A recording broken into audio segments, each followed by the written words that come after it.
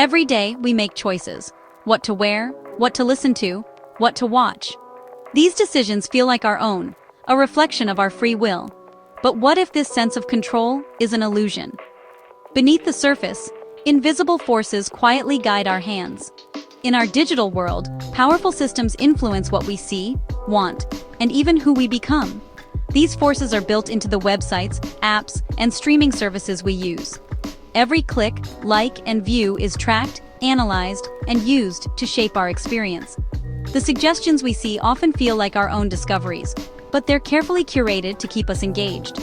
Over time, our world of choices narrows, but the change is so subtle we barely notice. We live inside a personalized reality, curated for the goals of these systems, not our well-being. Recognizing this illusion is the first step to reclaiming our autonomy.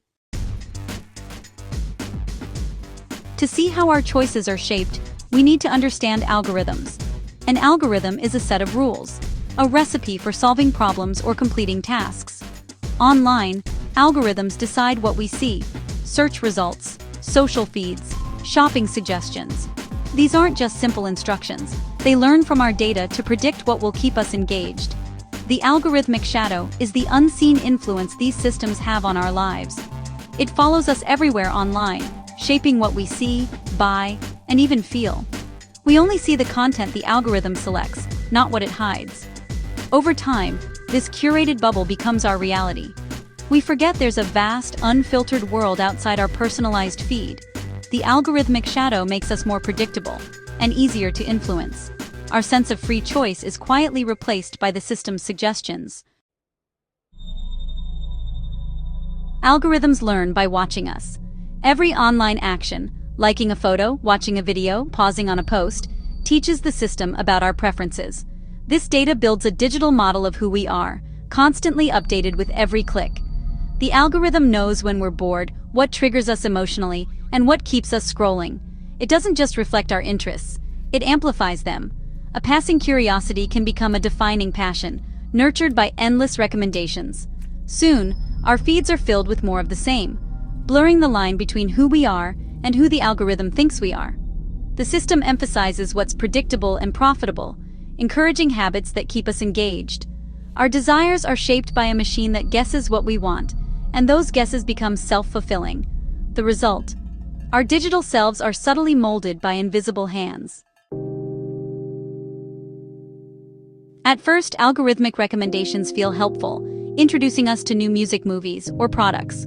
They save us time and seem to expand our horizons. But over time, helpful suggestions become habits. We stop searching and simply accept what's offered. The path of least resistance becomes routine, narrowing our choices. Algorithms show us more of what we've already liked, rarely suggesting something truly different. Our tastes become more refined, but also more limited. The guide that once opened new doors now acts as a gatekeeper. We become experts in a shrinking corner of the world, while the rest fades from view. Our habits, shaped by algorithms, trap us in a comfortable but smaller reality. The world of possibilities quietly closes in. Our relationship with algorithms is a feedback loop. The system shows us content based on our past behavior. We engage, and it learns to show us more of the same. Watch one political video, and soon your feed is filled with similar, and often more extreme opinions. The algorithm amplifies our preferences, creating a powerful echo chamber. We're shown information that confirms our beliefs, making us more certain and less open to other views.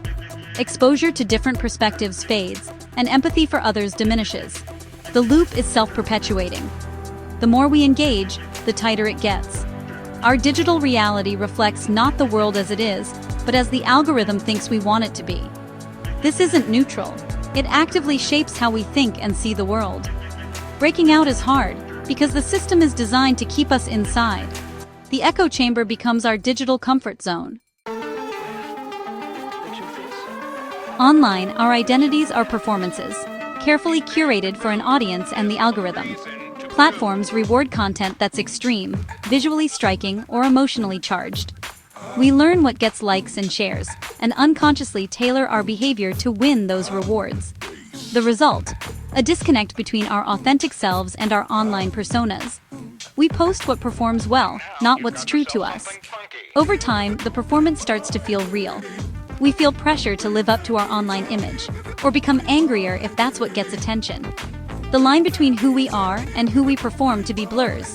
The identity crafted for the algorithm begins to shape our real thoughts and feelings. We're not just using the platform is shaping us. Our digital selves become what the system finds most engaging. Why do algorithms work this way? Because our attention is for sale. Social media, search engines, and streaming services are free because we're the product. Our attention is sold to advertisers. The platform's goal is to keep us engaged as long as possible. Algorithms are optimized for engagement, not our well-being. Sensational, extreme, or emotionally charged content grabs attention, and that's what gets promoted. The system doesn't care if content is true or helpful, only if it keeps us scrolling. This business model has real consequences. Misinformation spreads, anxiety rises, and society becomes more polarized. The companies aren't evil, they're responding to economic incentives. But the result is a digital world that exploits our vulnerabilities for profit. Our happiness and growth are secondary to keeping us online. The attention economy shapes what we see, think, and feel. We pay with our time, focus, and sometimes our peace of mind. Awareness is the first step, but action is essential. We can't escape algorithms, but we can change how we interact with them. Create friction. Turn off most notifications. They're designed to pull you back in. Move distracting apps off your home screen to make mindless scrolling less tempting. Be deliberate. Choose what you want to watch or read before opening an app. Seek out diverse perspectives to break out of your bubble. Ask yourself, why am I being shown this? Schedule time away from screens. Walk, read, or talk without digital interruptions. These moments of disconnection help you think clearly and reconnect with yourself.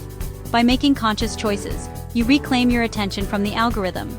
You remember what it feels like to be in control. Digital freedom starts with small, intentional steps. The algorithmic shadow's greatest power is its invisibility. As long as we think our choices are entirely our own, we're vulnerable to its influence. But once we see the strings, its power fades. Awareness turns us from passive subjects into active observers. This isn't about paranoia, it's about empowerment. We can choose to turn off autoplay, follow new voices, or put our phones away. Each small act is a declaration of autonomy. The more we understand, the more we can demand transparency and humane design. The algorithmic shadow thrives in darkness. Shining a light on it weakens its hold. By changing our habits, we step out of its influence. Our decisions become truly our own, guided by conscious intention, not invisible code.